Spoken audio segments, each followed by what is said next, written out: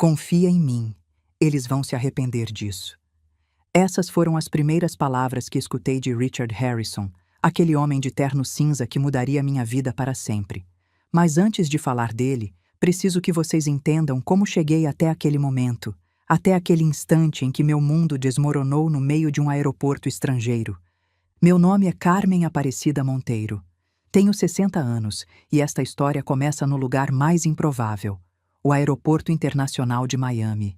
Era uma tarde de outubro de 2023 e eu estava sentada numa daquelas cadeiras metálicas desconfortáveis, com minha mala pequena ao lado e minha bolsa de mão sobre as pernas, ou pelo menos era onde deveria estar.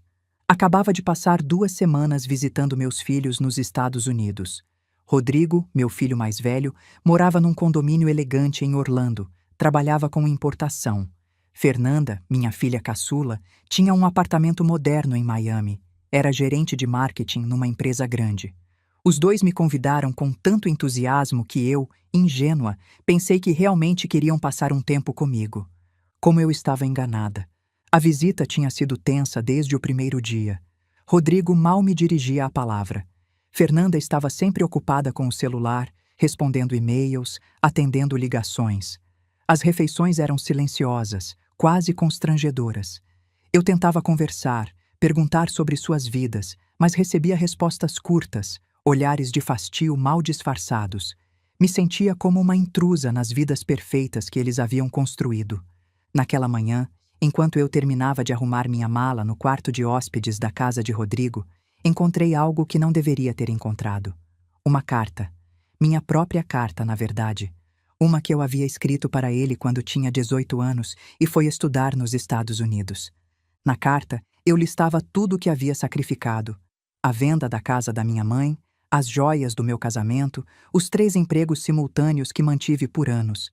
Terminava com as palavras: "Nunca esqueça o que sua mãe fez por você." Rodrigo tinha guardado essa carta, guardado como prova. Fiquei olhando para aquele papel amarelado por um longo tempo, sem entender por que ele manteria algo assim. Foi quando ouvi vozes na sala. Me aproximei devagar, mas só consegui ouvir o final da conversa. "Como se a gente tivesse pedido para nascer", era a voz de Fernanda. "Exatamente", respondeu Rodrigo. "E quando ela for embora, finalmente." Não ouvi o resto, mas não precisava. Senti que o chão se movia sob meus pés.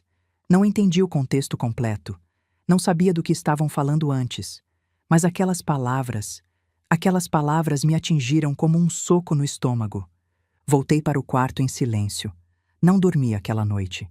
Fiquei me perguntando se tinha entendido direito, se estava exagerando, se talvez eles estivessem falando de outra coisa.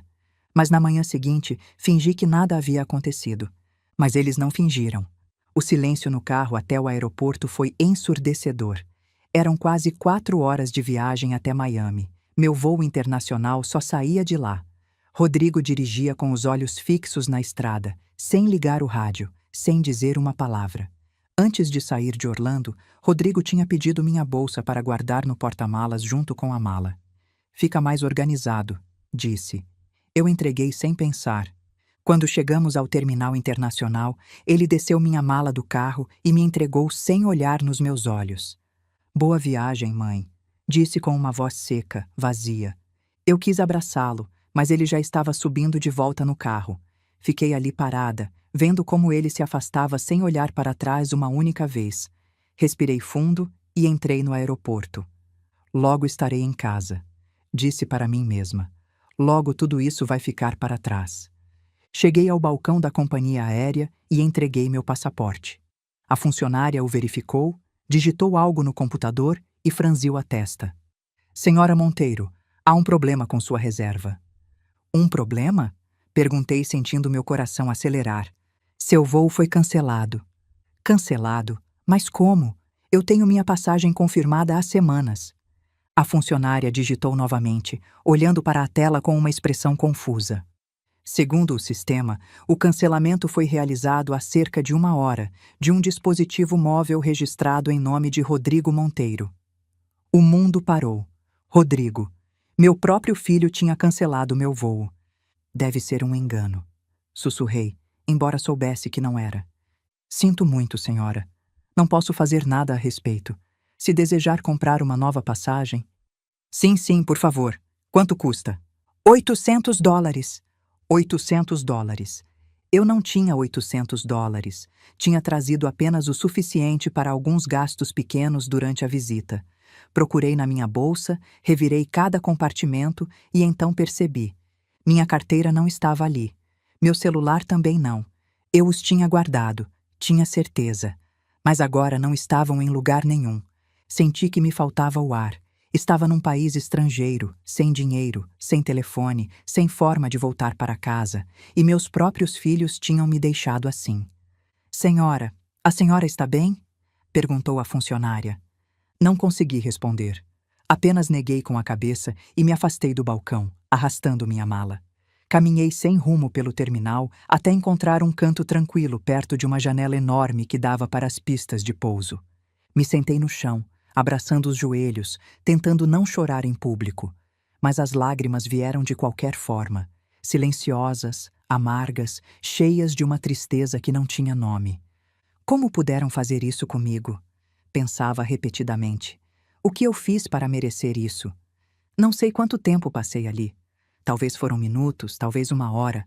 As pessoas passavam ao meu lado sem me ver realmente. Eu era invisível.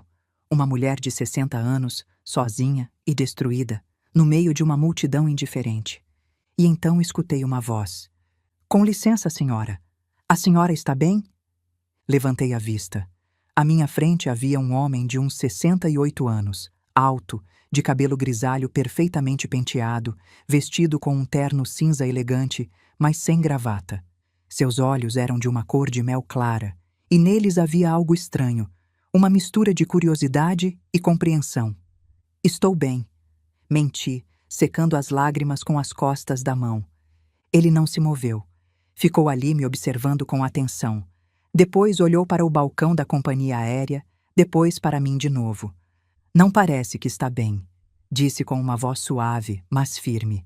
Falava português com um sotaque americano marcado, mas dava para entender perfeitamente. Perdoe minha intromissão, mas acabei de ver o que aconteceu no balcão. Escutei parte da conversa. Eu não soube o que dizer. Me senti envergonhada. Ele deve ter notado minha confusão, porque se abaixou levemente, ficando na minha altura. Me chamo Richard, disse. Richard Harrison, e acho que a senhora precisa de ajuda. Não posso aceitar a ajuda de um estranho, sussurrei. Ele sorriu tristemente. Entendo, mas posso ver que seus próprios filhos a deixaram aqui sem nada. Estou errado? As lágrimas voltaram a brotar. Não consegui controlá-las. Ele tirou um lenço de tecido do bolso e me ofereceu. Obrigada, murmurei, aceitando. Richard ficou em silêncio por alguns segundos, como se estivesse pensando. Depois disse algo que jamais vou esquecer. Há quase 3 anos perdi minha esposa. Câncer. Ela era tudo para mim, e desde então tenho estado sozinho. Muito sozinho. Fez uma pausa. Hoje vim ao aeroporto receber um sócio de negócios, mas o voo dele atrasou. Estava prestes a ir embora quando vi a senhora aqui, chorando. E algo dentro de mim disse que eu não podia simplesmente ir embora. Eu o olhei sem entender. Ele continuou. Quando Margaret morreu, eu também fiquei sozinho num aeroporto. Era o de Boston, voltando do hospital. Sentei num banco perto do portão de embarque e chorei. Chorei como não chorava desde criança. E ninguém me viu, ninguém parou. As pessoas passavam como se eu fosse parte da decoração. Seus olhos ficaram distantes por um momento. Eu jurei que se algum dia visse alguém assim, eu pararia. Então estou parando. Eu senti as lágrimas escorrendo novamente. Esse homem entendia. De alguma forma, ele entendia. Richard se inclinou um pouco mais perto e baixou a voz. Venha comigo para minha casa. Descanse, pense. E amanhã, se quiser, eu compro uma passagem de volta para o Brasil, sem nenhum compromisso. Eu fiquei paralisada. Estava escutando direito? Por que faria isso? Perguntei com desconfiança. O que quer de mim? Ele sorriu de novo, mas dessa vez seu sorriso era diferente. Havia algo nele, algo frio, calculado. Confia em mim, disse, e seus olhos brilharam com uma intensidade que me arrepiou a pele. Eles vão se arrepender disso. Não sei o que me fez aceitar. Talvez tenha sido o desespero. Talvez tenha sido o cansaço de tantos anos carregando tudo sozinha. Ou talvez, no fundo, algo no olhar de Richard Harrison tenha me dito que ele entendia minha dor de uma forma que ninguém mais poderia entender. Está bem, sussurrei finalmente. Vou com o senhor, mas só por esta noite. Richard assentiu. Só por esta noite, repetiu. Embora nós dois soubéssemos que essas palavras não eram de todo verdadeiras. 15 minutos depois, um Mercedes preto parou em frente à entrada do aeroporto. Um motorista de uniforme desceu e abriu a porta traseira. Richard me ofereceu seu braço com uma cortesia que eu não experimentava há décadas. Depois da senhora, senhora Monteiro, disse com um sorriso discreto. Essas palavras me fizeram sentir algo estranho, como se eu fosse alguém importante, como se eu importasse. A viagem foi silenciosa. Eu olhava pela janela enquanto Miami desaparecia atrás de nós e a paisagem mudava para zonas residenciais elegantes, com palmeiras altas e mansões brancas escondidas atrás de muros cobertos de buganvílias. O motorista conduzia com suavidade e Richard verificava seu telefone em silêncio, respeitando minha necessidade de não falar. Chegamos a uma propriedade enorme em Coral Gables. Os portões de ferro forjado se abriram automaticamente e o carro avançou por um caminho de pedras rodeado de jardins impecáveis. Ao fundo, a casa se erguia como algo saído de uma revista. Arquitetura mediterrânea, colunas brancas, sacadas com grades de ferro e uma fonte de pedra no centro do pátio da frente. Eu fiquei sem palavras. Bem-vinda, disse Richard enquanto o motorista abria minha porta. Desci devagar, sentindo que minhas pernas tremiam. Isso não podia ser real. Há poucas horas eu estava chorando no chão de um aeroporto e agora estava aqui. Richard me guiou até a entrada principal. Uma governanta, uma mulher filipina de cabelo preso num coque perfeito, nos recebeu com uma reverência discreta. Boa tarde, Sr. Harrison. Boa tarde, Helena. Esta é a Sra. Carmen. Será nossa hóspede. Por favor, prepare o quarto de hóspedes da ala leste. Imediatamente, senhor. Helena me olhou com curiosidade, mas não fez perguntas. Apenas assentiu e desapareceu por um corredor lateral. Richard me levou a uma sala enorme com tetos altíssimos, pisos de mármore claro e janelões que davam para um jardim traseiro onde se via uma piscina de água cristalina. Os móveis eram elegantes, mas confortáveis. Sofás cor de creme, mesas de madeira escura, lustres de cristal que projetavam uma luz quente e acolhedora. Sente-se, por favor, disse Richard, indicando um dos sofás. Eu me sentei com cuidado, como se temesse quebrar alguma coisa. Ele se sentou na minha frente, numa poltrona individual, e cruzou as pernas com uma elegância natural. Sei que isso é pouco convencional, começou, mas quero que saiba que está segura aqui. Ninguém vai machucá-la. Ninguém vai pedir nada que a senhora não queira dar. Eu assenti devagar. Por que está fazendo isso? Perguntei com voz trêmula. Nem me conhece. Richard sorriu tristemente. É verdade, não a conheço. Mas reconheço a dor quando a vejo. E a sua é idêntica à que eu senti nesses últimos anos. Ele se levantou e caminhou até uma estante onde havia várias fotografias emolduradas. Pegou uma e me mostrou. Nela aparecia uma mulher bonita, de cabelo loiro, sorrindo em frente a um mar turquesa. Ao lado dela estava um Richard mais jovem, abraçando-a com uma ternura que se podia sentir mesmo através do vidro do porta-retratos. Ela era Margaret, disse com voz suave. Minha esposa. Estivemos casados por 41 anos. Ela morreu em dezembro de 2020, câncer de pâncreas. Eu senti um nó na garganta. Sinto muito. Obrigado, disse ele, devolvendo a fotografia ao seu lugar. Os primeiros meses depois da morte dela foram insuportáveis. Esta casa, tão grande, tão vazia. Só eu, Helena e o motorista. E um silêncio que estava me enlouquecendo. Fez uma pausa, como se estivesse revivendo aqueles dias escuros. Tentei preencher o vazio com trabalho. Tenho uma empresa de bens imobiliários, investimentos em vários países. Mas o dinheiro não preenche nada. As reuniões, os contratos, as viagens de negócios, tudo parecia oco. Eu o escutava em silêncio, sentindo uma conexão estranha com esse homem que mal conhecia. E hoje, continuou Richard, quando a vi naquele aeroporto chorando sozinha, vi Margaret. Não fisicamente, claro, mas vi aquela mesma dor, aquela mesma solidão. E algo em mim disse que não podia deixá-la ali. Suas palavras me tocaram profundamente. Porque eu também tinha estado sozinha. Mesmo quando meus filhos ainda moravam comigo no Brasil, eu já estava sozinha. Richard se sentou novamente. Não espero que me entenda, nem espero que confie em mim ainda. Só peço que descanse esta noite. Amanhã conversamos com calma. Eu assenti, sem saber o que mais dizer. Helena voltou alguns minutos depois e me levou ao quarto de hóspedes. Era maior que toda a minha casa em Ribeirão Preto. Uma cama king size com lençóis brancos impecáveis, uma sacada privada com vista para o jardim, um banheiro de mármore com uma banheira enorme. Sobre a cama havia uma camisola de seda e um roupão macio. Se precisar de algo, senhora, tem uma campainha ao lado da cama, disse Helena com gentileza. Obrigada, sussurrei. Quando Helena saiu, eu fiquei parada no meio daquele quarto luxuoso, sem saber se ria ou chorava. Há 12 horas eu estava na casa do meu filho, me sentindo como um estorvo. Agora estava aqui, numa mansão, sendo tratada como uma rainha. Me aproximei da sacada e abri as portas. O ar noturno de Miami entrou com uma brisa morna que cheirava a jasmim. As luzes do jardim iluminavam as palmeiras e a piscina. Tudo era tão bonito, tão irreal. E então, pela primeira vez em anos, permiti-me sentir algo que tinha enterrado muito fundo. Esperança. Talvez, só talvez, a vida ainda tivesse algo de bom reservado para mim. Naquela primeira noite não consegui dormir. Fiquei esperando a armadilha.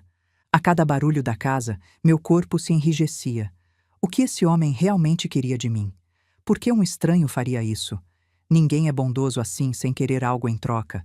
Fiquei olhando o teto até quase amanhecer, com o coração acelerado, esperando que a qualquer momento alguém entrasse no quarto, que algo terrível acontecesse. Mas nada aconteceu. Quando o sol começou a nascer, finalmente adormeci de puro esgotamento. Acordei algumas horas depois com o canto dos pássaros e por um momento não soube onde estava. Me levantei devagar, ainda sentindo a maciez dos lençóis sob meus dedos. Tomei um banho naquela banheira enorme, com água quente que relaxou cada músculo tenso do meu corpo. Quando desci ao salão de jantar, encontrei Richard sentado à frente de uma mesa longa, lendo o jornal. Ao me ver, ele se levantou. Bom dia, Carmen. Descansou bem? Sim, respondi com sinceridade. Faz anos que não dormia assim. Ele sorriu. Fico feliz em ouvir isso. Helena preparou o café da manhã. Espero que esteja com fome. E como eu estava com fome. Helena tinha preparado um banquete. Ovos mexidos, bacon, frutas frescas, pão recém-assado, suco de laranja natural, café aromático. Comi devagar, saboreando cada bocado.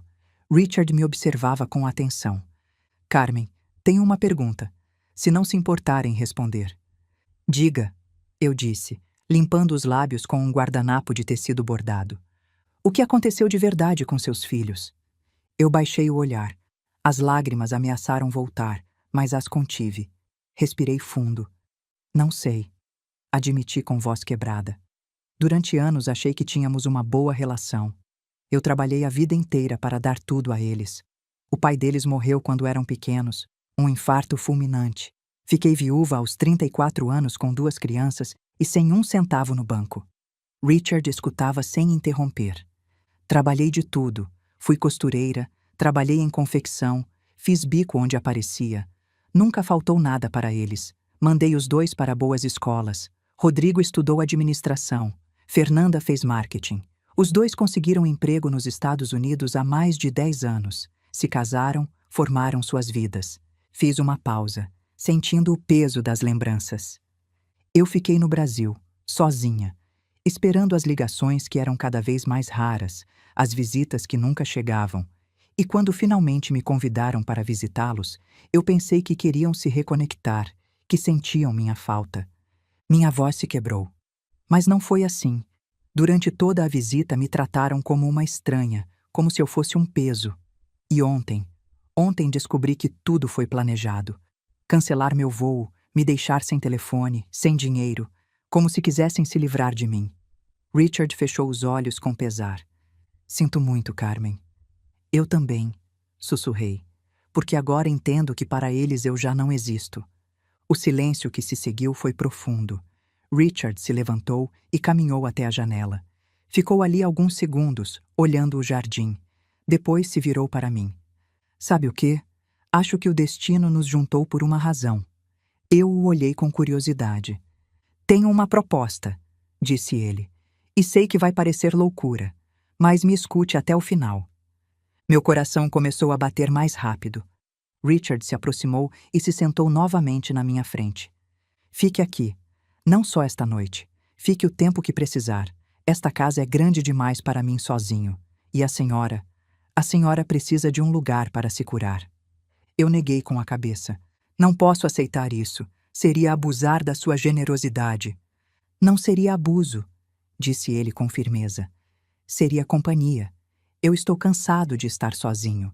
E a senhora merece ser tratada com dignidade. Eu não soube o que responder. Era demais. Tudo era demais. Mas, no fundo, uma parte de mim queria ficar. Queria, mesmo que por poucos dias, sentir que alguém me valorizava. Vou pensar, disse finalmente. Richard assentiu com um sorriso. É tudo o que peço. Naquela tarde ele teve que sair para uma reunião de negócios.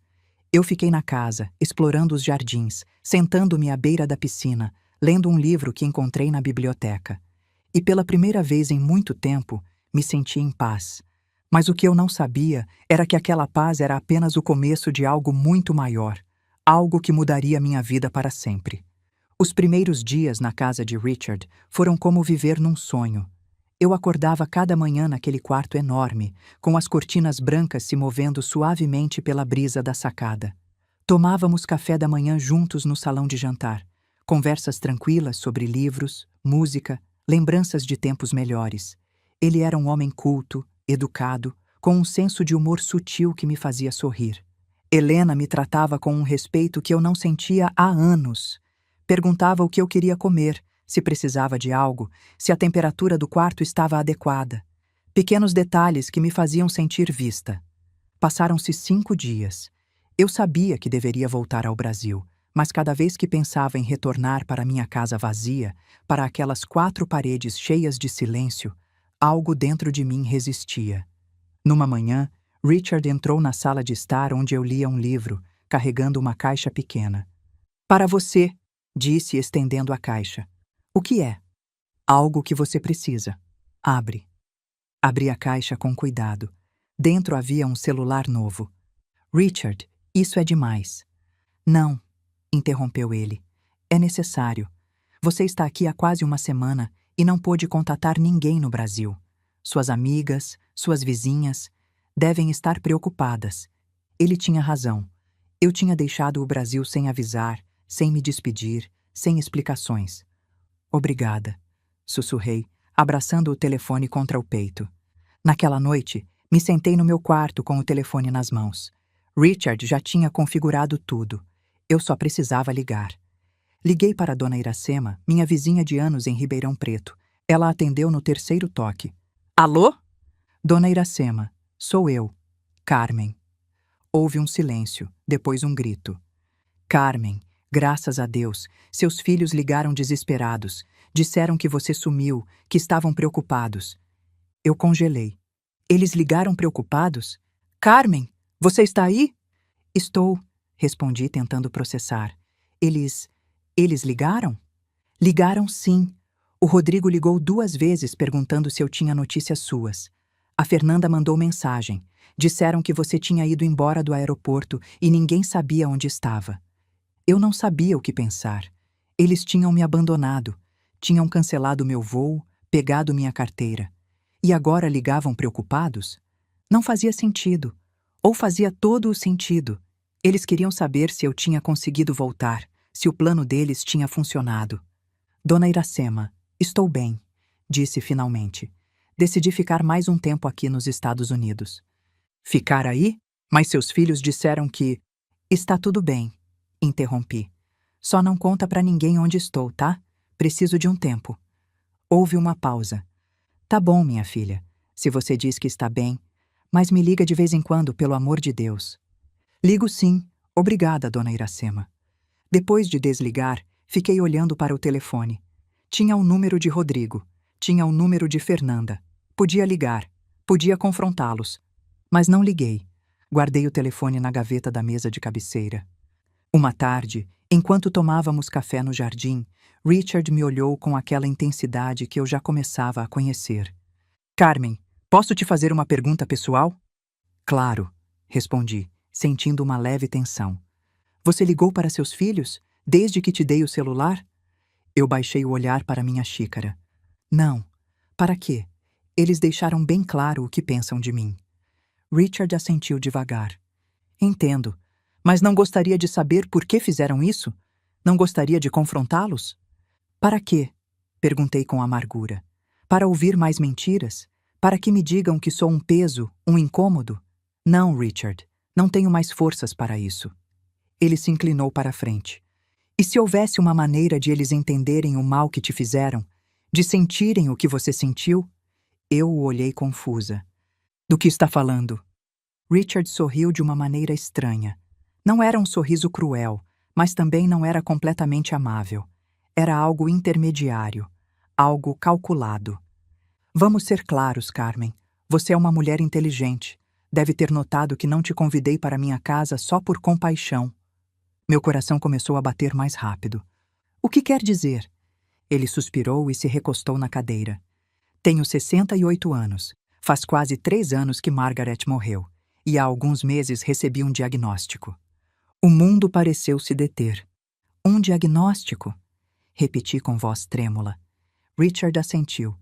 Câncer de pulmão. Estágio avançado. Os médicos me deram entre 6 meses e 1 ano de vida. Talvez menos. Senti que o ar me faltava. Richard, sinto muito.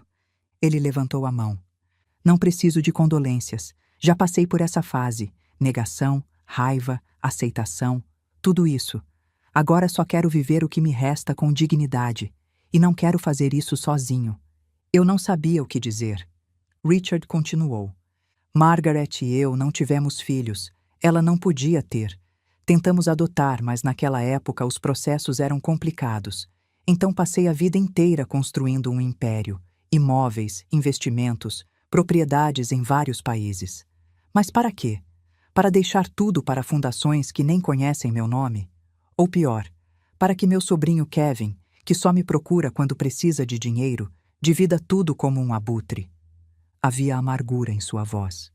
Quando te vi naquele aeroporto, disse Richard suavemente, vi uma oportunidade, não só para te ajudar, mas para me ajudar também. O que exatamente está me propondo? Perguntei, sentindo um tremor na minha voz.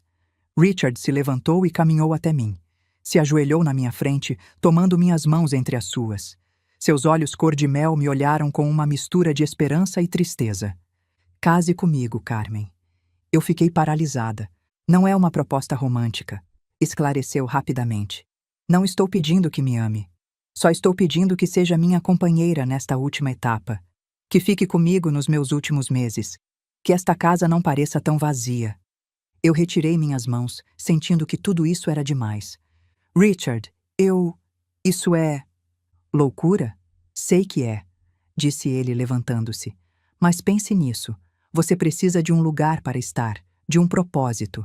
E eu preciso de alguém que me veja como um ser humano, não como um moribundo. Alguém que me acompanhe sem pena. Fez uma pausa. E quando eu morrer, tudo o que tenho será seu. Esta casa, as propriedades, as contas bancárias. Tudo. Eu me levantei bruscamente. Está me comprando? Não, disse Richard com firmeza. Estou te oferecendo uma saída, uma nova vida. E em troca, eu terei paz nos meus últimos dias. Eu caminhei para o outro lado do jardim, precisando de espaço. Isso era demais. Tudo era demais. E meus filhos? Perguntei de repente, me virando. O que vão pensar quando souberem que me casei com um milionário? O sorriso de Richard voltou. Aquele sorriso calculado. Exatamente, disse ele. Imagine a cara deles quando descobrirem que a mulher que abandonaram no aeroporto agora é esposa de um multimilionário. Imagine quando tentarem te procurar, pedir perdão, pedir ajuda, e você tiver o poder de dizer não. Algo dentro de mim se mexeu. Não era vingança, não exatamente, era justiça. Pense nisso, insistiu Richard. Não me dê uma resposta agora. Tome uns dias, uma semana, o tempo que precisar. Mas saiba que esta oferta é genuína e que eu realmente preciso disso. Eu assenti devagar, sem conseguir processar tudo o que acabava de ouvir. Passaram 3 dias. Richard não voltou a mencionar o assunto. Continuávamos tomando café juntos, conversando, compartilhando silêncios confortáveis. Mas eu sabia que ele estava esperando minha resposta. Naquela noite, não consegui dormir. Fiquei acordada na cama, olhando o teto, pensando em tudo. Nos meus filhos, na minha vida no Brasil, neste homem doente que me oferecia uma saída que jamais imaginei. Era certo? Era moral? Ou era simplesmente uma velha desesperada se agarrando a qualquer tábua no meio do naufrágio? Levantei e andei pela casa silenciosa. Encontrei fotografias de Margaret na sala. Era bonita, loira, sorridente. Me olhei no espelho do lavabo. Vi as rugas, o cabelo grisalho, os olhos cansados de 60 anos de luta. Quem eu estou enganando? Pensei. Isso não é para mim. Coisas assim não acontecem para mulheres como eu. Decidi ir embora na manhã seguinte. Uma manhã, enquanto tomávamos café, Richard tossiu. Foi uma tosse seca, prolongada, que o obrigou a levar a mão ao peito. Quando a afastou, vi uma pequena mancha de sangue no seu lenço de tecido, igual ao que tinha me dado no aeroporto. Ele tinha vários iguais, sempre de tecido, sempre brancos. Ele o guardou rapidamente, tentando disfarçar, mas eu já tinha visto. Às 5 da manhã do dia seguinte, eu já estava com minha pequena mala pronta. Ia sair pela porta dos fundos, deixaria um bilhete agradecendo, pegaria um táxi até o aeroporto, daria um jeito de voltar para o Brasil. Qualquer coisa era melhor do que ficar aqui, vivendo uma fantasia que não era minha. Mas então ouvi um barulho. Um barulho que vinha do quarto de Richard. Fui até lá devagar, com o coração acelerado. Ele estava tendo um ataque de tosse violento. Não conseguia respirar.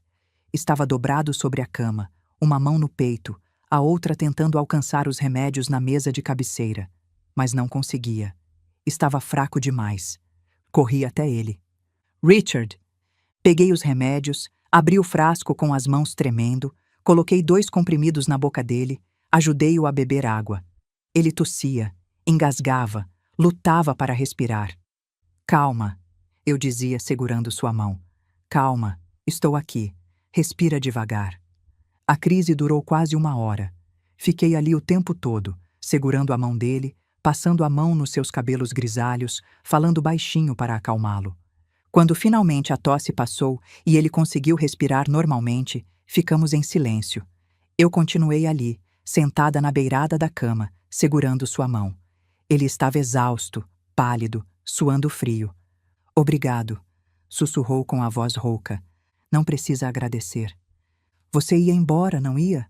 Ele perguntou, olhando para a porta onde minha mala ainda estava. Eu não respondi. Está tudo bem, disse ele, fechando os olhos. Eu entendo. Isso é loucura. Você deveria ir. Fiquei olhando para ele. Este homem que tinha me encontrado no meu momento mais vulnerável, que tinha me oferecido abrigo sem pedir nada em troca, que agora estava morrendo, sozinho, nesta casa enorme. Olhei para a mala no corredor. Olhei para Richard, adormecendo de exaustão. Levantei devagar e fui até o corredor. Peguei a mala e a desfiz. Ninguém merece morrer sozinho, disse para mim mesma, guardando as roupas de volta no armário. Nem ele, nem eu. Quando Richard acordou, horas depois, eu estava sentada na poltrona ao lado da cama, lendo um livro. Você ainda está aqui, disse ele surpreso. Estou. Por quê? Eu fechei o livro e o olhei nos olhos. Porque ninguém merece morrer sozinho, Richard. E porque você me viu quando eu era invisível.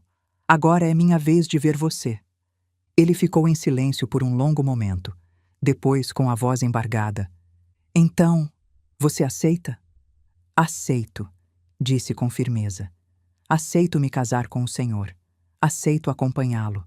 Não pelo dinheiro, mas porque aprendi nesses dias que às vezes a vida coloca duas pessoas quebradas no mesmo lugar, na mesma hora, por uma razão. Richard fechou os olhos e, pela primeira vez desde que o conheci, vi uma lágrima escorrer por sua face. Obrigado, sussurrou. Obrigado, Carmen. Nos casamos uma semana depois. Foi uma cerimônia simples no jardim. O juiz de paz, Helena, o motorista e o advogado de Richard, o Sr. Patterson. Não houve vestido branco, não houve música, só votos simples. Prometo cuidar de você, eu disse quando chegou minha vez. Prometo te libertar quando eu partir, respondeu ele com um sorriso triste. E assim, aos 60 anos, me tornei Carmen Monteiro Harrison. Naquela noite, enquanto jantávamos sozinhos no salão de jantar, Richard levantou sua taça de vinho. Por novos começos, disse. Por novos começos, repeti, brindando com ele. Mas no fundo da minha mente, uma pergunta continuava ecoando. O que Rodrigo e Fernanda diriam quando soubessem? E o mais importante, ainda me importava? A resposta, descobri, era não. Já não me importava. Pela primeira vez na minha vida, eu era dona do meu próprio destino. E essa sensação era embriagadora. Mas o que eu não sabia era que essa decisão desencadearia uma série de eventos que mudaria tudo. Absolutamente tudo. Os primeiros meses como esposa de Richard Harrison foram estranhos. Não por ele, mas por mim mesma. Custava-me aceitar que esta nova vida era real. Às vezes eu acordava de madrugada e andava descalça pela casa, tocando as paredes de mármore, os móveis de madeira fina, só para me assegurar de que não estava sonhando. Richard era um homem de rotinas. Tomávamos café da manhã às 8. Ele lia o jornal enquanto eu tomava meu café olhando o jardim. Depois ele se retirava para seu escritório no segundo andar, para atender ligações de negócios, revisar contratos, supervisionar seus investimentos. Eu, por minha vez, comecei a ter aulas de inglês com um professor particular que Richard contratou. Queria entender melhor este país que agora era meu lar. Helena me ensinou a cuidar de alguns aspectos da casa. Como funcionava o sistema de segurança, onde estavam as chaves reservas, em que dias vinha o jardineiro. Me tratava com respeito, mas também com carinho, como se entendesse que eu precisava me sentir útil. Senhora Harrison, ela me dizia, a senhora não precisa me ajudar na cozinha. Para isso estou eu.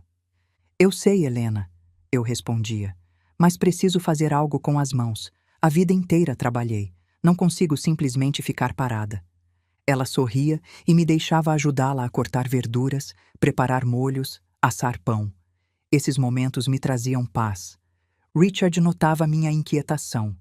Uma tarde de novembro, enquanto caminhávamos pelo jardim, ele me disse: Carmen, sei que isso não é fácil para você.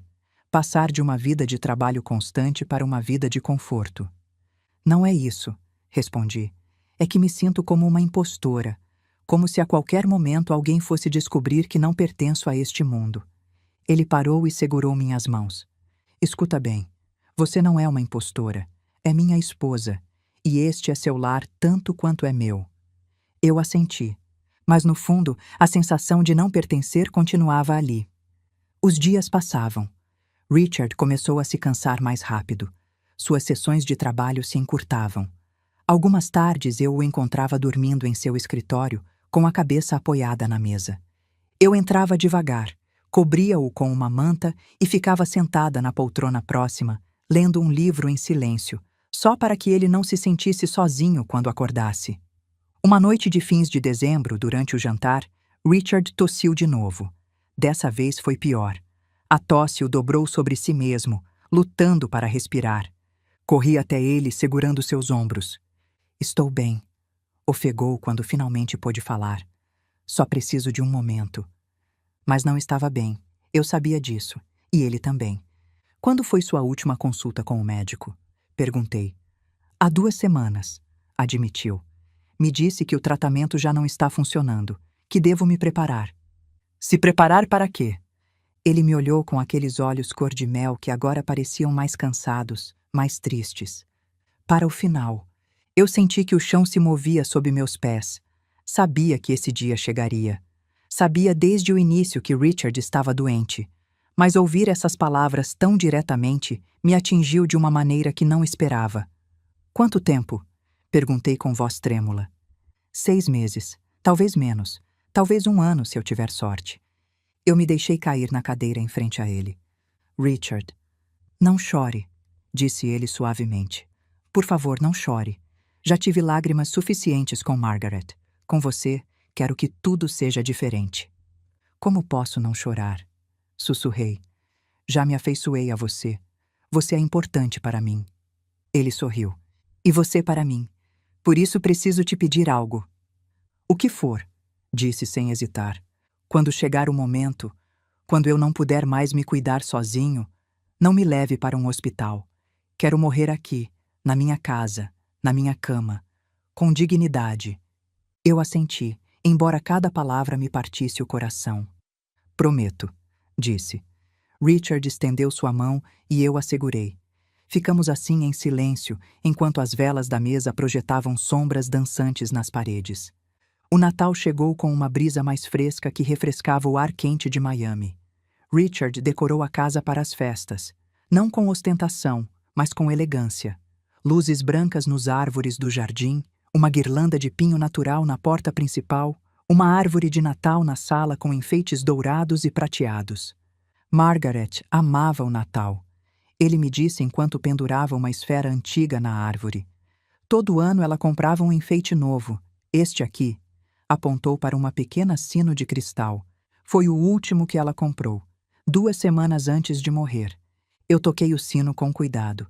Ele soou com um tilintar suave, delicado. Ela era uma mulher especial, eu disse.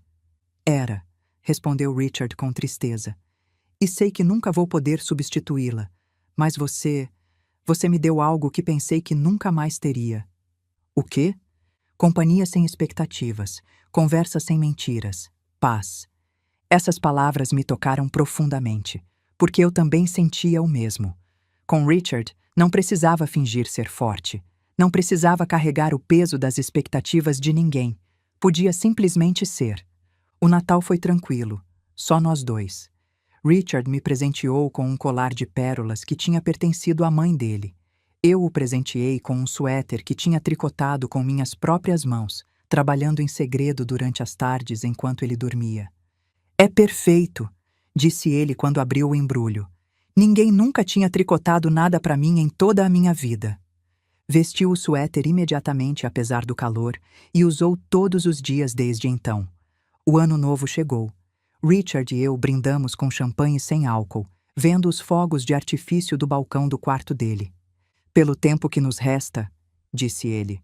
Pelo tempo que nos resta, repeti. Janeiro transcorreu numa espécie de trégua. Richard teve dias bons e dias ruins. Nos dias bons, caminhávamos pelo jardim, líamos juntos, assistíamos filmes antigos que ele amava. Nos dias ruins, eu ficava ao lado dele, segurando sua mão, lendo em voz alta, ajudando-o a tomar os medicamentos. Helena me ensinou a preparar os alimentos macios que ele agora precisava. Sopas cremosas, purês suaves, sucos naturais. Pouco a pouco, me tornei sua cuidadora principal. E, estranhamente, isso não me incomodava. Pelo contrário, sentia que finalmente tinha um propósito. Uma tarde de fevereiro, enquanto eu dava comida a Richard, uma sopa de legumes, ele me disse: Carmen, preciso que você saiba de uma coisa. Diga, respondi, limpando o canto da boca dele com um guardanapo. Já fiz todos os arranjos legais. Meu advogado tem instruções claras. Quando eu morrer, tudo passa para o seu nome. A casa, as propriedades, as contas bancárias, os investimentos, tudo. Richard, você não precisa... Preciso sim, interrompeu com firmeza. E quero que me prometa mais uma coisa. O quê? Quando eu não estiver mais aqui, viva. Viva de verdade. Viaje, compre o que quiser, faça o que nunca pôde fazer. Não se feche no luto como eu fiz com Margaret. Promete? Eu senti lágrimas escorrendo pelas minhas bochechas. Prometo. Ele sorriu fracamente. Boa menina. Richard me ensinou muitas coisas naqueles meses. Como funcionavam as contas, quem eram os advogados de confiança, como identificar quando alguém queria se aproveitar. Você vai ser uma mulher rica, Carmen. disse ele numa tarde. E pessoas vão tentar tirar isso de você, incluindo seus filhos. Eu sei me defender. Agora sabe, mas quando eu morrer, você vai estar vulnerável. O luto faz isso com a gente. Ele segurou minha mão. Então lembra, não tome nenhuma decisão grande nos primeiros 6 meses. Nenhuma. Promete? Prometo. Uma tarde de início de março, Helena subiu ao quarto onde eu lia ao lado de Richard adormecido. Senhora Harrison, tem alguém na porta. Um homem. Diz que é sobrinho do Sr. Harrison. Eu franzi a testa. Richard nunca tinha mencionado visitas. Deixe-o entrar. Vou descer. Desci as escadas devagar. Na sala de estar, um homem de uns 45 anos me esperava. Terno caro, sorriso que não chegava aos olhos, cabelo penteado com gel. Parecia o tipo de pessoa que media o valor das coisas pelo preço. Você deve ser a nova esposa, disse ele sem se apresentar, olhando ao redor como se estivesse fazendo um inventário. E você deve ser Kevin. Ele pareceu surpreso que eu soubesse seu nome. Vejo que meu tio te falou de mim. Mencionou. Kevin caminhou pela sala, tocando os objetos, as estátuas, os porta-retratos. Então é verdade. O velho casou com uma brasileira que conheceu há uns meses. Ele se virou para mim com um sorriso falso. Sem ofensa, mas isso cheira a golpe. Não me ofendo, respondi calmamente. Mas se veio aqui para me insultar, pode ir embora. Vim ver meu tio. Seu tio está dormindo e não recebe visitas não anunciadas. Não recebe ou você não deixa? Antes que eu pudesse responder, ouvi passos na escada. Richard descia devagar, apoiado no corrimão, mais pálido do que nunca. Kevin, disse ele com uma voz que misturava surpresa e irritação. O que está fazendo aqui? Kevin abriu os braços num gesto teatral. Vim ver meu tio favorito, ora. Soube que você está doente e quis... Você não me visitou uma vez em 3 anos, interrompeu Richard. Não ligou no meu aniversário. Não veio no funeral da Margaret. E agora está preocupado comigo? O sorriso de Kevin vacilou.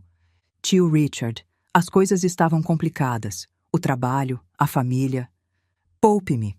Richard caminhou até uma poltrona e se sentou pesadamente. Diz logo o que você quer.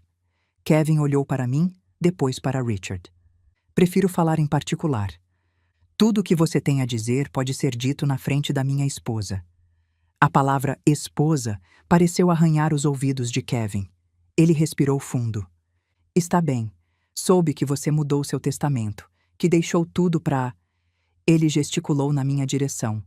Ela. Isso mesmo. Tio Richard, isso é absurdo. Você conhece essa mulher há quanto tempo? 4 meses? 5? Ela claramente está se aproveitando de você. Richard riu, uma risada seca, sem humor. Kevin, você sabe qual é a diferença entre você e Carmen? Ela ficou do meu lado quando eu estava vomitando sangue às 3 da manhã. Ela segurou minha mão durante as crises de tosse. Ela me vê como um ser humano, não como um talão de cheques. Eu sou família. Família? Richard se inclinou para a frente. Você é da mesma família que só aparece quando precisa de dinheiro. Lembra quando você pediu aqueles $50 mil emprestados? Nunca devolveu. Lembra quando quis que eu investisse no seu negócio infalível? Perdi 200 mil. Você não é família, Kevin. É um parasita. O rosto de Kevin ficou vermelho. Você não está pensando direito. A doença está afetando o seu julgamento. Vou falar com seus médicos, com advogados. Vou provar que você não estava em condições mentais de... Sai da minha casa. Tio Richard. Saia.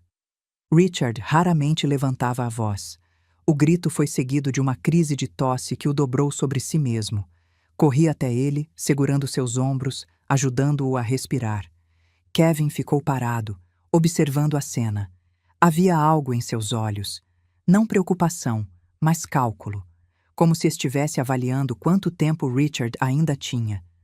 Isso não vai ficar assim, disse Kevin caminhando para a porta. Antes de sair, se virou para mim. Vou descobrir quem você é. Vou investigar sua vida inteira. E quando eu encontrar algo, e vou encontrar, vou processar você até o último centavo. Ele bateu a porta ao sair. Quando a crise de tosse de Richard passou, ele me olhou com olhos cansados. Não se preocupe, eu já cuidei de tudo. Documentos, advogados, testemunhos. Kevin não vai conseguir nada. Eu assenti, mas por dentro sentia um frio na espinha. 2 semanas depois, Richard me chamou ao escritório. Ele estava sentado atrás da mesa, com uma expressão grave. Carmen, preciso te contar uma coisa. Kevin fez o que prometeu, investigou você, e no processo... Ele fez uma pausa. Encontrou seus filhos. Eu congelei. O quê? Ele contou para ele sobre nosso casamento, sobre minha fortuna, sobre você ser minha herdeira. O sangue gelou nas minhas veias. Como? Ele achou os perfis deles nas redes sociais, mandou mensagem, contou tudo. Richard pegou seu celular e me mostrou. Rodrigo mandou um e-mail para o meu advogado ontem. Quer falar com você urgentemente. Diz que está preocupado com sua segurança. Eu li o e-mail. As palavras eram cuidadosamente escolhidas. Preocupação, bem-estar, família. Mas eu conhecia meus filhos, sabia ler nas entrelinhas. Eles não se importam comigo, disse com voz dura. Se importam com o dinheiro. Provavelmente, concordou Richard. Mas você tem certeza? Não quer confirmar? Eu devolvi o celular sem responder. Eu posso te mostrar exatamente quem eles são, disse Richard. Se você quiser saber... Richard tinha contratado um investigador particular, não para me espionar, para documentar meus filhos. Ele me entregou uma pasta grossa. Isso é o que o investigador encontrou nas últimas semanas. Abri a pasta com mãos tremendo. A primeira foto era de Fernanda. Ela estava num evento de caridade, sorrindo, usando um vestido de grife. Ao lado, uma transcrição de conversa gravada. Ela falando com uma amiga num café. Minha mãe é exaustiva, sempre se fazendo de vítima, de coitada. Graças a Deus ela foi embora. Mas ela é sua mãe, Fer. Eu sei, mas a gente já pagou, sabe? Mandamos dinheiro durante anos. Já cumprimos nossa obrigação. Virei a página. Prints do Instagram de Fernanda. Vida perfeita. Fotos em restaurantes caros. Viagens paradisíacas. Nenhuma menção à mãe. Nenhuma. A próxima sessão era sobre Rodrigo. Foto dele jogando golfe, rindo com executivos. Outra foto num restaurante de luxo, brindando com champanhe. E então, os documentos financeiros. Seu filho tem dívidas de $80 mil em cartões de crédito, disse Richard. O negócio de importação dele está falindo. Ele está desesperado por dinheiro.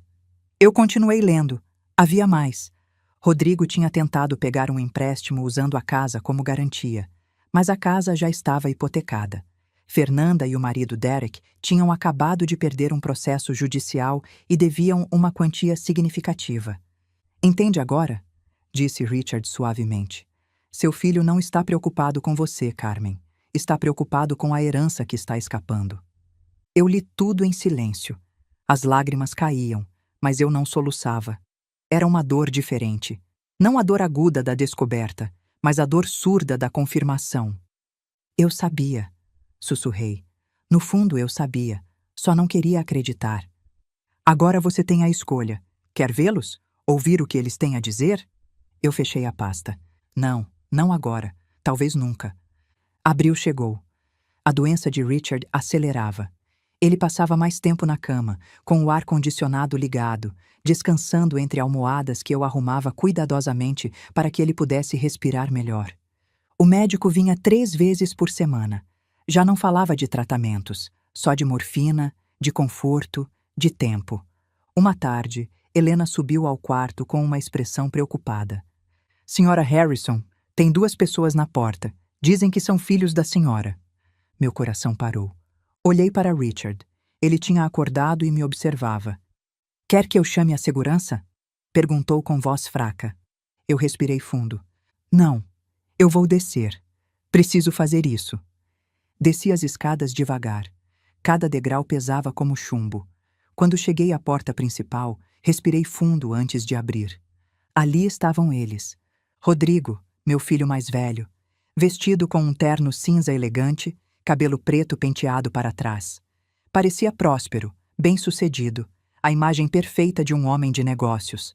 Fernanda, minha filha, vestido cor de marfim, óculos de sol que ela tirou ao me ver. Estava mais magra do que eu lembrava, mais dura. Mãe! Exclamou Fernanda, dando um passo à frente. Eu levantei a mão. Parem aí. Não cruzem essa porta. Os dois congelaram. Fernanda pareceu genuinamente surpresa. Mãe, por favor, disse ela com voz suave. Só queremos conversar. Estamos tentando te encontrar há semanas. Eu sei, respondi friamente. Richard me mostrou as mensagens. Todas elas. Rodrigo pigarreou. Então você sabe que estamos preocupados. Você desapareceu sem dizer nada. Não voltou para o Brasil. Não atendia o telefone. E agora descobrimos que você casou com um homem que mal conhece. Um homem que me encontrou abandonada no aeroporto. Interrompi, deixando cada palavra cair como uma pedra. Lembram? O aeroporto onde vocês me deixaram. Sem dinheiro, sem telefone, sem passagem. Fernanda baixou os olhos. Rodrigo, porém, manteve contato visual. Foi um mal-entendido, disse ele. Estávamos nervosos. Dissemos coisas que não devíamos. Vocês cancelaram meu voo, pegaram minha carteira, me deixaram abandonada num país estrangeiro. Não foi assim, começou Fernanda. Foi exatamente assim. Um silêncio pesado se instalou. O vento balançava as folhas das palmeiras. Um pássaro cantava em algum lugar do jardim. Rodrigo respirou fundo. Tá, mãe, a gente errou. Errou feio, mas agora estamos aqui para consertar.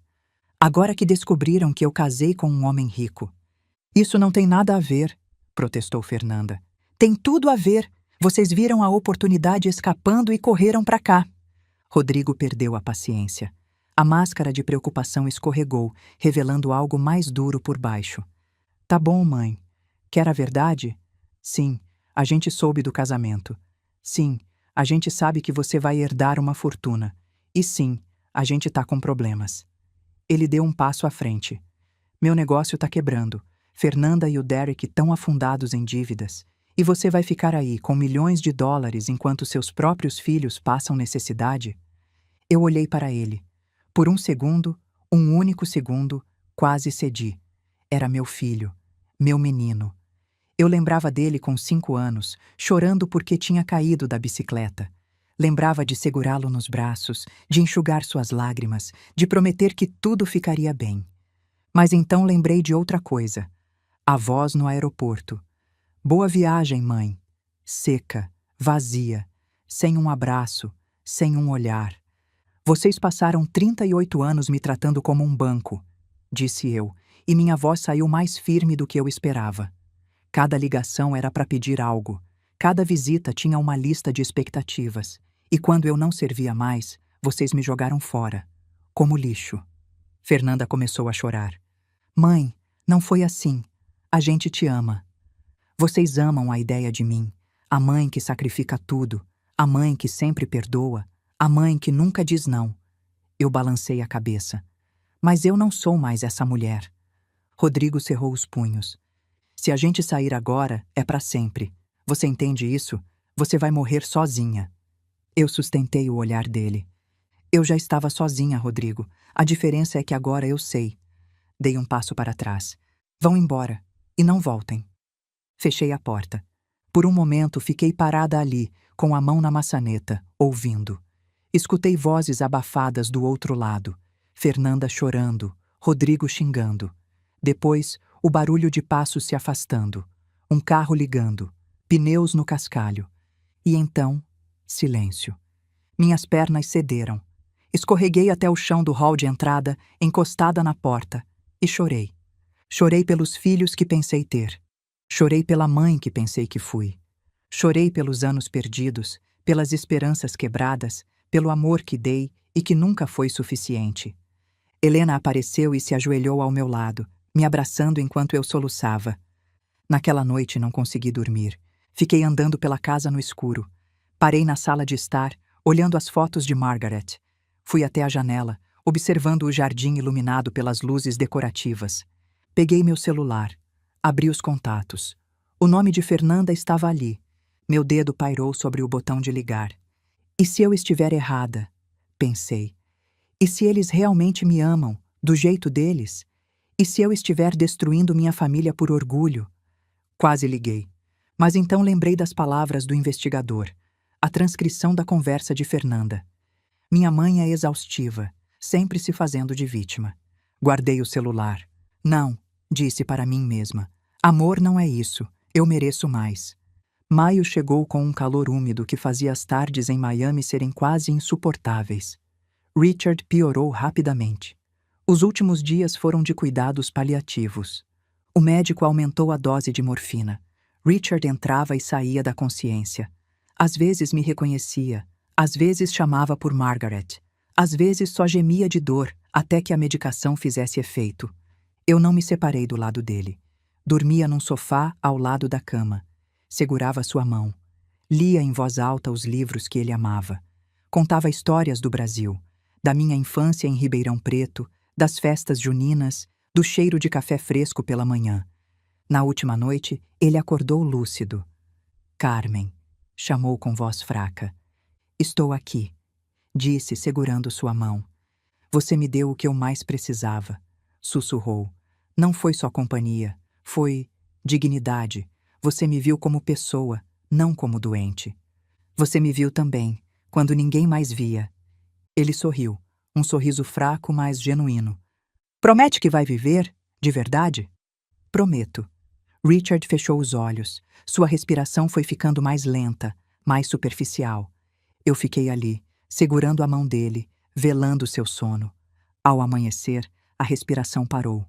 Richard Harrison morreu às 6h14 da manhã do dia 22 de maio de 2024, com a minha mão na dele. Fiquei sentada ali por 1 hora inteira, segurando sua mão fria, chorando lágrimas que eram tanto de tristeza quanto de gratidão. Porque esse homem, nos seus últimos meses de vida, tinha me dado mais do que qualquer pessoa me deu em 60 anos. Tinha me devolvido minha dignidade. O funeral foi pequeno, íntimo, como Richard tinha pedido. Só Helena, o motorista, o Sr. Patterson, o médico e eu. Não houve flores ostensivas, não houve discursos longos. Apenas uma cerimônia simples no cemitério tranquilo, onde Margaret já descansava. Quando desceram o caixão para a terra, ao lado do de sua esposa, eu coloquei sobre ele o lenço de tecido que Richard tinha me dado naquele primeiro dia no aeroporto. Eu o tinha guardado todos esses meses. Era o símbolo silencioso da nossa conexão. Descansa junto dela, sussurrei, e obrigada, por tudo. 1 semana depois, me reuni com o Sr. Patterson no escritório da casa. Ele era um homem de 70 anos, óculos de armação dourada, terno impecável. Tinha sido advogado de Richard por 30 anos. Senhora Harrison, começou com voz formal, mas gentil. Sei que este é um momento muito difícil, mas há assuntos legais que precisamos resolver. Eu assenti, sentando numa das poltronas de couro. O Sr. Patterson abriu sua pasta e tirou vários documentos. O Sr. Harrison foi muito meticuloso com seu planejamento patrimonial. Tudo está em ordem perfeita. Não haverá problemas legais. Ele estendeu o primeiro documento. Este é o testamento. Como a senhora já sabe, o Sr. Harrison deixou a totalidade de seus bens para a senhora. Ele começou a listar. Esta propriedade, avaliada atualmente em $5.200.000. Os apartamentos em Los Angeles, 5 edifícios, valor conjunto de $14 milhões. Os investimentos em diversos fundos, aproximadamente $9 milhões. As contas bancárias pessoais, $2.800.000. Ele fez uma pausa. No total, Sra. Harrison, a senhora é agora proprietária de um patrimônio avaliado em aproximadamente $31 milhões. Eu escutei os números sem conseguir processá-los. $31 milhões. Era uma quantia que minha mente não conseguia compreender. Há 8 meses eu estava chorando no chão de um aeroporto, sem um centavo. Há alguma disputa legal? Perguntei, lembrando das ameaças de Kevin. O Sr. Patterson sorriu levemente. O Sr. Kevin Harrison tentou apresentar uma objeção, alegando influência indevida. Mas temos documentação exaustiva provando que o Sr. Richard Harrison estava em plenas faculdades mentais quando contraiu matrimônio com a senhora e quando atualizou seu testamento. Avaliações psicológicas de 2 psiquiatras independentes, testemunhos de médicos, vídeos da cerimônia. Tudo blindado. Ele tirou outro documento. Além disso, o Sr. Harrison deixou instruções claras. Se alguém da família tentasse contestar o testamento, seria automaticamente excluído de um fundo fiduciário de $500.000 que ele tinha destinado à caridade. Kevin desistiu da objeção assim que seu advogado explicou as implicações. Eu senti um alívio enorme. Então está tudo resolvido? Completamente. Os documentos de transferência de propriedade já estão em processo. Em aproximadamente 2 semanas, tudo estará oficialmente em seu nome. O Sr. Patterson se inclinou para a frente. Senhora Harrison, se me permite um conselho pessoal. A senhora agora é uma mulher muito rica. Isso vai atrair atenção. Algumas pessoas vão querer se aproximar por razões erradas. Recomendo que seja cuidadosa, que confie em poucas pessoas e que considere contratar um assessor financeiro de confiança. O senhor pode me recomendar alguém? Claro, tenho 3 nomes que posso lhe dar. Pessoas com quem o Sr. Harrison trabalhou durante anos e em quem confiava plenamente. Eu assenti, agradecida. E mais uma coisa, disse Patterson. O Sr. Harrison me deixou instruções de ajudá-la em tudo o que precisar durante o primeiro ano, sem custo adicional. Considere isso o último presente dele para a senhora. 6 meses se passaram. Eu cumpri minha promessa a Richard. Não tomei nenhuma decisão grande. Não viajei, não gastei, não mudei nada na casa. Só vivi. Respirei. Deixei o luto fazer seu trabalho. Contratei um dos assessores financeiros que o Sr. Patterson recomendou. Um homem chamado David Chen, com 25 anos de experiência. Ele me ensinou a ler os relatórios financeiros, a entender os rendimentos, a tomar decisões informadas. Senhora Harrison, disse ele numa das nossas reuniões, com a gestão correta, este patrimônio não só vai se manter como vai crescer, e vai gerar renda passiva suficiente para que a senhora viva muito confortavelmente sem tocar no capital principal. Quanto é confortavelmente? Ele fez alguns cálculos. Com o rendimento atual dos investimentos e os aluguéis dos apartamentos em Los Angeles, a senhora está gerando aproximadamente $150.000 mensais. Depois dos impostos, são cerca de $90.000 de renda disponível por mês. $90.000 por mês. Eu que tinha vivido com menos de R$2.000 durante a maior parte da minha vida. E o que eu deveria fazer com esse dinheiro? David sorriu. O que a senhora quiser. Viajar, investir mais, doar para causas que importam para a senhora. O ponto é que agora a senhora tem liberdade completa. Liberdade. Essa palavra ecoou na minha mente durante dias. Em novembro, 6 meses depois da morte de Richard, eu estava pronta. Chamei o Sr. Patterson ao escritório. Sr. Patterson, quero fazer algo. Quero criar uma fundação. Que tipo de fundação? Uma fundação para mulheres de mais de 50 anos em situações de vulnerabilidade. Mulheres que foram abandonadas por suas famílias. Mulheres que precisam de apoio, recursos, dignidade. Houve um silêncio do outro lado da linha. Acho que o Sr. Harrison teria adorado essa ideia, disse Patterson. Quero chamar de Fundação Margaret e Richard Harrison, em honra a eles. É perfeito. E quero fazer a primeira doação. $2 milhões. Patterson pigarreou. Será uma honra ajudá-la com isso, Sra. Harrison. O evento de lançamento da Fundação Margaret e Richard Harrison aconteceu no início de dezembro. Uma cerimônia pequena, com cobertura da imprensa local. Eu dei um discurso breve. Esta fundação nasce de uma experiência pessoal. Nasce do conhecimento de que existem mulheres que, depois de dar uma vida inteira às suas famílias, se encontram sozinhas e vulneráveis. Mulheres que merecem dignidade, apoio e uma segunda chance.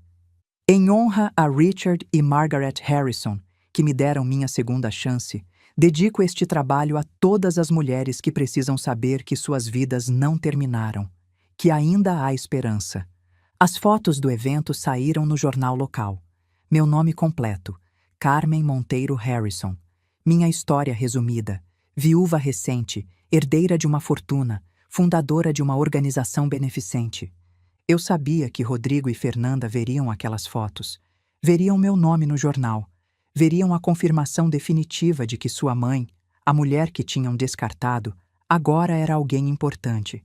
Mas já não me importava com a reação deles, porque eu finalmente tinha entendido algo fundamental. A justiça nem sempre é dramática, nem sempre vem com confrontações épicas ou vinganças elaboradas. Às vezes, a justiça é simplesmente viver bem. É encontrar paz. É transformar a dor em propósito. 2 semanas depois do evento, uma carta chegou. A letra no envelope era de Fernanda. Abri com mãos tremendo. Mãe, eu vi a notícia sobre a fundação. Vi sua foto. Você parecia diferente, feliz. Derek perdeu o emprego. Vendemos o apartamento. Estou morando num lugar bem menor agora. Tive que vender meu carro, minhas roupas de marca, tudo. Estou trabalhando de atendente numa loja. Ganho $15 por hora. Não estou te pedindo dinheiro. Já entendi que isso não vai acontecer. Só queria te dizer que agora eu entendo. Entendo o que é trabalhar duro. Entendo o que é ser invisível. Entendo o que é sentir que você deu tudo e ninguém reconhece. Eu sinto muito, mãe, de verdade. Não espero seu perdão. Só queria que você soubesse. Fernanda, eu li a carta 3 vezes. Não respondi. Mas também não joguei fora. Guardei numa gaveta. Talvez um dia, mas não hoje. Dezembro chegou com suas luzes de Natal e sua brisa mais fresca. A árvore que Helena decorou brilhava suavemente através das janelas da sala. As luzes brancas se refletiam na fonte de pedra do pátio. Eu estava sentada no jardim, no mesmo lugar onde Richard e eu tomávamos café todas as manhãs. O sol de Miami aqueceu meu rosto. Pensei na minha vida, na mulher que fui, na mulher que sou agora. Pensei em Richard, em Margaret, em meus filhos. E então, como se Richard estivesse ali comigo, ouvi sua voz na minha memória. Promete que vai viver? De verdade? Eu tinha prometido, e estava cumprindo.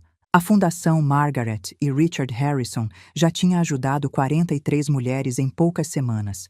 Mulheres que, como eu, tinham se sentido invisíveis, descartadas, sem valor. Mulheres que agora tinham apoio, dignidade, esperança. Uma delas, Rosa, tinha 65 anos. Os filhos dela a tinham deixado num asilo 3 anos antes e nunca mais voltaram para visitá-la. Quando chegou à fundação, mal falava. Tinha aquele olhar vazio que eu reconheci imediatamente, o mesmo que vi no meu próprio reflexo há 1 ano. Agora Rosa vivia num apartamento que a fundação ajudou a conseguir.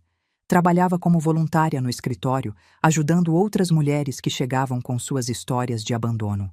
A senhora me salvou a vida, ela me disse numa tarde. Não, respondi segurando a mão dela. Você se salvou. Eu só mostrei que você valia a pena. Quanto aos meus filhos, não voltei a ter notícias de Rodrigo. Nem quis ter.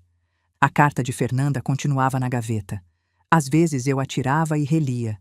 Às vezes pensava em responder. Mas ainda não era a hora. Talvez um dia, se eu visse mudança genuína, não de meses, mas de anos, eu pudesse considerar uma conversa. Não uma reconciliação completa, mas uma conversa. Mas isso dependeria deles, de provarem através de ações e não de palavras que tinham realmente mudado. E eu tinha construído uma família nova, não de sangue, mas de escolha. Helena, que se tornou minha confidente e amiga. As mulheres da fundação, que me lembravam todos os dias por que esse trabalho importava. David Chen, meu assessor, que me tratava com paciência e respeito. Uma família escolhida. E essa família me preenchia mais do que a biológica jamais tinha preenchido. Naquela noite de dezembro, encontrei algo que Richard tinha escondido num dos livros da biblioteca. Era uma carta, endereçada a mim, datada de 3 dias antes de ele morrer. Abri com mãos tremendo e li: Minha querida Carmen, se você está lendo isso, significa que eu já parti, e espero que você tenha cumprido sua promessa de viver plenamente. Quero que saiba algo. Esses últimos meses com você foram os melhores dos meus últimos anos. Você me devolveu algo que eu pensei ter morrido junto com Margaret. A capacidade de sentir que eu importava para alguém. Não pelo meu dinheiro, não pelo meu sobrenome, mas por ser simplesmente eu. Te deixei minha fortuna não porque você precisasse dela, mas porque eu sabia que você usaria bem. Sabia que você não se tornaria alguém consumida pela ganância ou pela vaidade. Sabia que você encontraria uma maneira de transformar sua dor em propósito. E se seus filhos algum dia tentarem te procurar, lembre-se disto. Arrependimento verdadeiro se demonstra com ações, não com palavras. Com mudança sustentada, não com promessas vazias. Não se deixe manipular pela culpa. Você não deve nada a eles. Mas se eles conseguirem te provar que realmente mudaram, você decide se quer dar uma chance. Porque esse é seu poder agora. Você decide. Obrigado por cuidar de mim. Obrigado por me ver. Obrigado por ser exatamente quem você é. Com todo o meu carinho.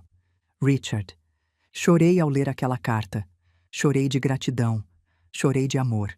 Chorei de tristeza por esse homem maravilhoso que já não estava aqui.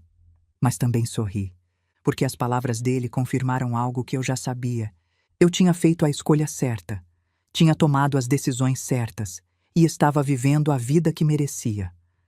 Hoje é dezembro de 2024. Faz 14 meses desde aquela tarde terrível no aeroporto de Miami. Tenho 60 anos. Logo farei 61. E pela primeira vez na minha vida, não tenho medo de envelhecer. Porque agora sei que a idade não me tira valor. Pelo contrário, ela me deu valor. Aprendi tantas coisas este ano. Aprendi que família nem sempre é sangue. Aprendi que amor próprio não é egoísmo. Aprendi que estabelecer limites é um ato de sobrevivência, não de crueldade. Aprendi que às vezes a justiça não precisa de vingança, só precisa que a gente viva bem. Aprendi que 60 anos não é tarde demais para recomeçar. E aprendi que eu sou o suficiente. Sempre fui. Só precisava acreditar nisso. Se minha história chegar até você, quero que saiba de algo. Não importa quantos anos você tenha. Não importa quanto sofrimento já viveu.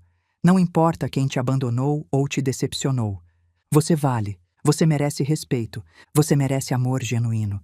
E nunca, nunca é tarde demais para reclamar sua dignidade.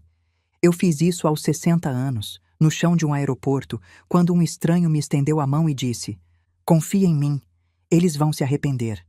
E ele estava certo. Meus filhos se arrependeram. Não porque eu me vinguei, mas porque a vida ensinou a eles, do jeito mais duro, as lições que precisavam aprender. E eu encontrei algo muito mais valioso que o arrependimento deles. Encontrei minha paz, encontrei meu propósito, encontrei meu poder, encontrei a mim mesma. E esse é o final mais feliz que eu jamais poderia ter imaginado. Meu nome é Carmen Monteiro Harrison, tenho 60 anos, e essa é minha história, uma história de perda, de dor, de traição, mas acima de tudo, uma história de renascimento.